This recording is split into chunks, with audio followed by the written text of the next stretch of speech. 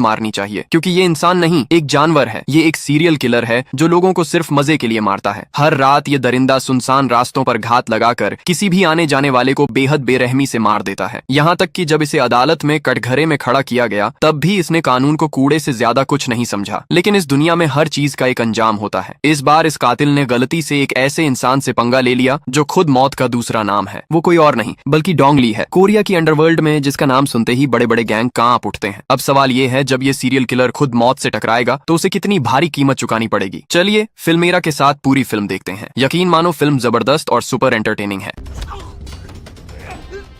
कहानी शुरू होती है एक ठंडे और बेरहम चेहरे वाले युवक से जो कार चला रहा होता है। यही है वो सीरियल किलर जिसकी बात हम अब तक कर रहे थे। असल में वो एक सुनसान सड़क पर अपने शिकार का पीछा कर रहा होता है। वो जानबूझकर आगे चल रही कार को पीछे से टक्कर मार देता है। उसका मकसद साफ होता है, झगड़ा खड़ा करना और शिकार को कार से बाहर निकलने पर मजबूर करना। सामने वाला बुजुर्ग आदमी गुस्से में उसे गालियां देने लगता है, बिना ये जाने कि उसकी जिंदगी यहीं खत्म होने वाली है। और यहीं से कातिल अपनी खूनी चाल चल देता है। वो हत्यारा उस बुजुर्ग आदमी को बेहद बेरहमी से मार डालता है। वो लगातार चाकू से हमला करके उसे इतनी बुरी हालत में छोड़ देता है कि वो इंसान बच ही नहीं पाता। जानकारी के अनुसार ये उस सीरियल किलर द्वारा किया गया 20वां मर्डर था। अगले दिन कोरिया की पुलिस घटनास्थल पर पहुंचती है। लाश की हालत देखकर सभी पुलिसकर्मी हैरान और परेशान हो जाते हैं, क्योंकि रिसेंट के सभी मर्डर एक ही तरीके से किए गए थे। हर बार हत्यारा पीड़ित की कार को पीछे से टक्कर मारता है, फिर मौका पाकर बेरहमी से हत्या कर देता है। इंस्पेक्टर किम इन केसों से पूरी तरह थक चुका है। कई महीनों से कोरियन पुलिस कोई ठोस नतीजा नहीं निकाल पाई है, जबकि सीरियल किलर अब भी कानून की पकड़ से बाहर घूम रहा है। जांच के बाद किम अपने सीनियर्स को बताता है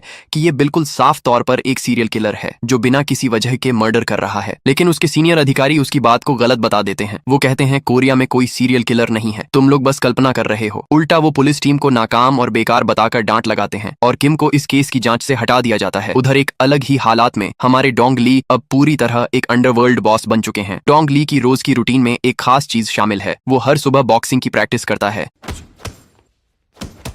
लेकिन जिस पंचिंग बैग पर वो मुक्के बरसाता है उसके अंदर रेत नहीं बल्कि उसके गैंग का एक मेंबर होता है। जो भी उससे गद्दारी करता है उसे बहुत भारी कीमत चुकानी पड़ती है। आज के समय में डोंग ली की हैसियत अंडरवर्ल्ड के सबसे बड़े लीडरों में से एक की है। अकेले उसके हाथ में कई इलाके और बड़े बड़े धंधे हैं। एक दिन इलाकों के बंटवारे को लेकर एक मीटिंग होती है, लेकिन दूसरी गैंग का लीडर डोंग ली को हल्के में लेता है। जब डोंग ली का एक आदमी उसकी तरफ से बोलता है तो वो बदतमीज लीडर उसके चेहरे पर पानी फेंक देता है और डोंग ली को ये कहकर बेइज्जत करता है कि उसे अपने आदमियों को संभालना नहीं आता। तभी डोंग ली खुद आगे बढ़ता है। वो अपने ही आदमी को एक घूंसा मारकर समझा देता है कि कब बोलना है और कब नहीं। लेकिन वो दूसरी गैंग के लड़के को भी नहीं छोड़ता और उसका दांत निकाल देता है। सब समझ जाते हैं कि डोंग ली से उलझना कितना महंगा पड़ सकता है। वो उस आदमी का दांत एक गिलास में डाल देता है। डर के मारे सामने वाले गैंग का लीडर चुपचाप गिलास उठाकर पी जाता है। इसके बाद इलाकों का समझौता बिल्कुल शांति से पूरा हो जाता है। उस रात डोंग ली अकेले घर लौटने का फैसला करता है। वो बिना किसी बॉडीगार्ड के गाड़ी चलाता है, लेकिन एक सुनसान सड़क पर अचानक एक दूसरी कार उसकी गाड़ी को पीछे से जोरदार टक्कर मार देती है। असल में वो सीरियल किलर शिकार की तलाश में था और इस बार उसका अगला निशाना खुद डोंग ली था। टक्कर के बाद जब उसे लगता है कि कार को ज्यादा नुकसान नहीं हुआ है तो डोंग ली शांति से बाहर निकलता है। डोंग ली उसे माफ करने ही वाला था, लेकिन जैसे ही उसने दूसरी तरफ मुंह घुमाया अचानक सीरियल किलर ने चाकू निकाला और डोंग ली पर लगातार कई वार कर दिए। लेकिन डोंग ली बहुत ताकतवर था, इसलिए उसने समय रहते हालात पलट दिए। दोनों के बीच जबरदस्त हाथापाई शुरू हो जाती है।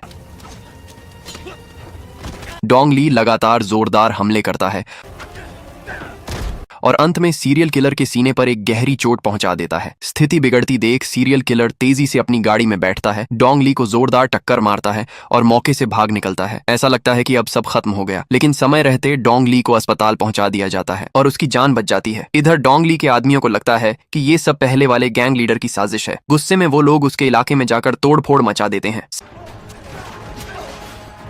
सच में ऐसे भाई पूरी तरह वफादार होते हैं। उधर सीरियल किलर की हालत काफी खराब हो जाती है। डोंग ली के वार से उसके सीने में गंभीर चोट लगी होती है। दर्द सहते हुए वो खुद ही अपने जख्मों को संभालने की कोशिश करता है। उसी समय एक बुजुर्ग आदमी गलती से वहां से गुजरता है और वो भी उस किलर का शिकार बन जाता है। अगले दिन डोंग ली की हालत काफी सुधर जाती है। वो अपने एक आदमी से कहता है कि कल का हमला उस पुराने गैंग लीडर ने नहीं करवाया, क्योंकि जिस शख्स से उसका सामना हुआ था उसकी लड़ने की स्टाइल किसी आम गुंडे जैसी नहीं थी। डोंग ली को उस आदमी के कार का नंबर याद था। वो तुरंत नंबर लिखता है और अपने आदमियों को जांच के लिए भेज देता है। जब पुलिस अफसर किम को ये खबर मिलती है कि एक अंडरवर्ल्ड डॉन पर चाकू से हमला हुआ है तो वो काफी हैरान हो जाता है। वो सीधे डोंग ली से मिलने जाता है ताकि घटना की जानकारी और बयान ले सके, लेकिन डोंग ली एक भी सुराग देने से मना कर देता है। उसका मानना है कि कोरियन पुलिस बस नाम की है, काम की नहीं। इससे किम और भी ज्यादा नाराज हो जाता है और खुद ही जांच शुरू करने का फैसला करता है। जब वो डोंग ली की कार देखता है तो पाता है कि कार का पिछला हिस्सा बुरी तरह टूटा हुआ है। यहीं से उसे पूरा यकीन हो जाता है कि ये सब किसी सीरियल किलर का ही काम है। दूसरी तरफ अंडरवर्ल्ड का डॉन होते हुए भी एक सड़क छाप गुंडे से हमला झेलना डोंग ली की इज्जत को काफी नुकसान पहुंचा चुका होता है। इतना ही नहीं, पहले वाला गैंग लीडर खुद डोंग ली के पास आकर शिकायत करता है। वो कहता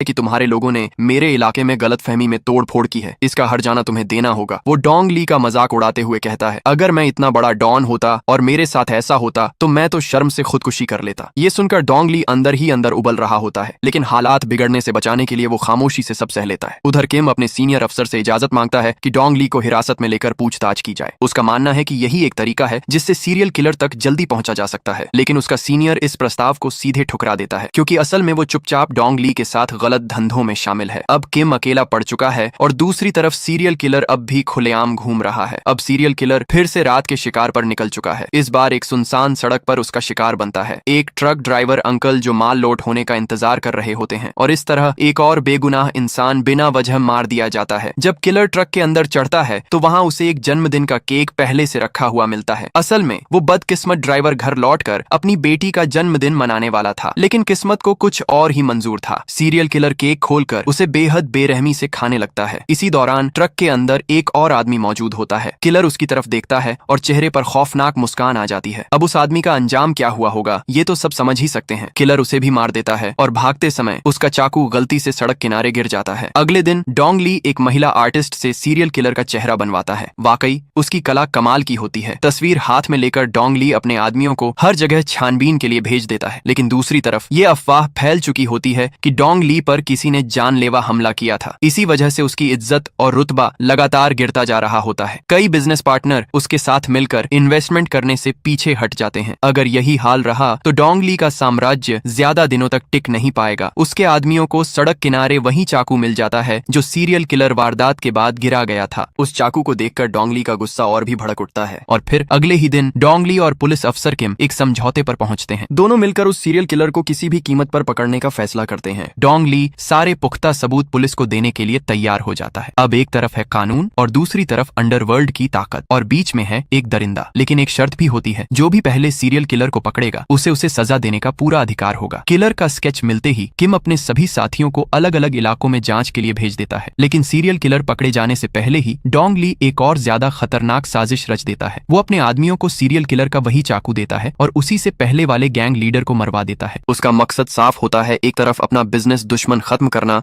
और दूसरी तरफ सारा इल्जाम सीरियल किलर पर डाल देना। अगले दिन पुलिस मौके पर पहुंचती है। एक बड़े अंडरवर्ल्ड डॉन की मौत पूरे पुलिस डिपार्टमेंट को हिला देती है। न्यूज में खबर चलती है कि सीरियल किलर के चाकू से गैंग लीडर की हत्या हुई है। उसी टाइम सीरियल किलर एक ढाबे में बैठा टीवी पर खुद को फंसाया जाता देखता है। वो अंदर ही अंदर गुस्से से उबलने लगता है। उसी रात डोंग ली मजाकिया अंदाज में उस गैंग लीडर की अंतिम यात्रा में पहुंचता है। वहीं एक कोने से सीरियल किलर नफरत भरी नजरों से डोंग ली को देखता है, लेकिन उसका मकसद वहां डोंग ली को मारना नहीं होता। वो चुपचाप मरे हुए डॉन के आदमियों को एक चिट्ठी देता है जिसमें लिखा होता है, तुम्हारे बॉस को डोंग ली ने मेरे चाकू से मरवाया है। फ्यूनरल के बाद सीरियल किलर फिर से रात के शिकार पर निकल पड़ता है और लगातार निर्दय तरीके से लोगों को मारता रहता है। दूसरी तरफ डोंग ली और पुलिस किम सबूत ढूंढ ही रहे होते हैं, लेकिन तभी एक बड़ा बवाल खड़ा हो जाता है। मरे हुए गैंग लीडर के आदमी बदला लेने के लिए डोंग ली पर टूट पड़ते हैं। वो हर कीमत पर उसे मारना चाहते हैं, लेकिन डोंग ली कोई आम आदमी नहीं होता। वो अकेले ही 10-12 गुंडों को आसानी से लपेट लेता है। जो बदकिस्मत उसके मुक्के के सामने आता है वह सीधा जमीन पर गिर जाता है। कुछ ही देर में मरे हुए गैंग लीडर के सारे आदमी डोंग ली द्वारा पूरी तरह साफ कर दिए जाते हैं। उधर पुलिस अफसर किम एक और बदमाश से हाथापाई कर रहा होता है, लेकिन हालात ऐसे बन जाते हैं कि उससे गलती से उस बदमाश की जान चली जाती है। अगर ये बात बाहर आ जाए तो सीधा जेल और जिंदगी भर सलाखों के पीछे। लेकिन इस बार डोंग ली किम की मदद करता है और लाश को चुपचाप दफना दिया जाता है। अगले दिन किम के चेहरे पर चोट के निशान देखकर उसका सीनियर घबरा जाता है। फिर भी वो बिना देर किए किम को एक किडनैपिंग के केस की जांच पर भेज देता है। एक केस अभी पूरा भी नहीं हुआ था कि दूसरी मुसीबत सिर पर आ गिरी। लगातार दबाव और थकान से किम काफी परेशान हो चुका होता है। जांच के दौरान वो एक सुनसान गली के मुहाने पर खड़े एक संदिग्ध को देखता है और उसी पल उसे यकीन हो जाता है यही असली मास्टरमाइंड है। वो कोई और नहीं बल्कि वही सीरियल किलर होता है। किम अपने दो साथियों के साथ तुरंत उसके पीछे भागता है, लेकिन कुछ ही दूर जाकर वो उसे नजरों से खो देते हैं। इस नाकामी से किम बेहद डिमोटिवेट हो जाता है। उसे लगता है कि वो किसी काम का नहीं है। जब वो थाने वापस पहुंचता है तो एक महिला कांस्टेबल उसके हाथ में एक अहम सुराग देती है। वो बताती है हत्या की जगह से उंगलियों के निशान यानी फिंगरप्रिंट्स निकाले गए हैं और उन्हीं फिंगरप्रिंट्स के आधार पर किम अब सीरियल किलर तक पहुंचने के और करीब आ चुका होता है। आखिरकार किम उस आदमी के ठिकाने तक पहुंच ही जाता है, लेकिन वहां का नजारा देखकर वो खुद भी चौंक जाता है। वो जगह किसी टूटी फूटी बस्ती से कम नहीं थी। किम घर की तलाशी लेता है और বেকো নিয়ে এলো নো ফ্রস্ট রেফ্রিজারেটর সিরিজ। এর আছে ডুয়াল কুলিং টেকনোলজি যা খাবারকে দ্রুত ঠান্ডা করে। এক খাবারের গন্ধ অন্য খাবারে ছড়ায় না এবং খাবারকে দীর্ঘ সময় ধরে টাটকা রাখে।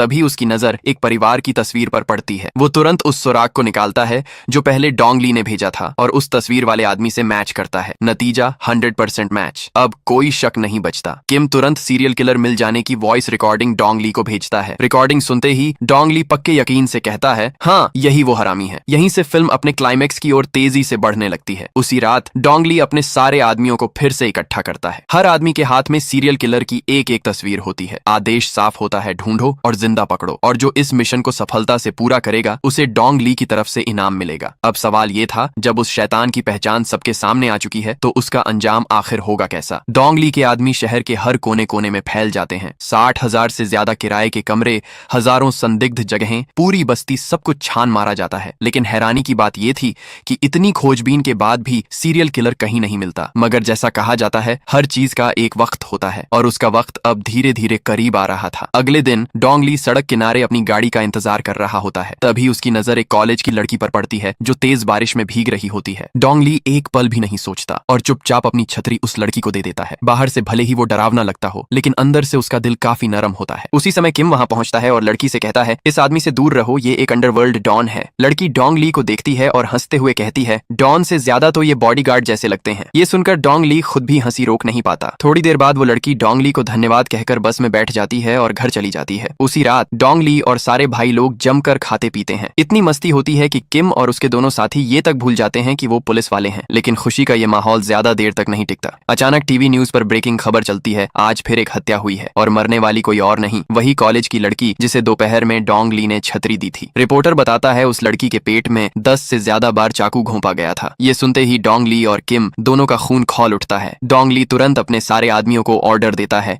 कि आज ही उस कमीने को ढूंढो, क्योंकि उसने अभी अभी मर्डर की है, वो ज्यादा दूर नहीं गया होगा। लेकिन शहर की सड़कें लोगों से भरी हुई थीं, ऐसी भीड़ में उसे ढूंढना लगभग नामुमकिन था। इसके बाद डोंग ली और उसके आदमी एक सुनसान सड़क पर घात लगाकर खड़े हो जाते हैं। लेकिन सीरियल किलर को पहले ही एहसास हो जाता है कि उसे ट्रैक किया जा रहा है। वो पूरा एक्सीलेटर दबाता है और तेज रफ्तार में भाग निकलता है। डोंग ली और किम तुरंत पीछे लग जाते हैं। ये पीछा इतना खतरनाक होता है कि कुछ ही देर में 3 गाड़ियां आपस में जोरदार टक्कर मारती हैं।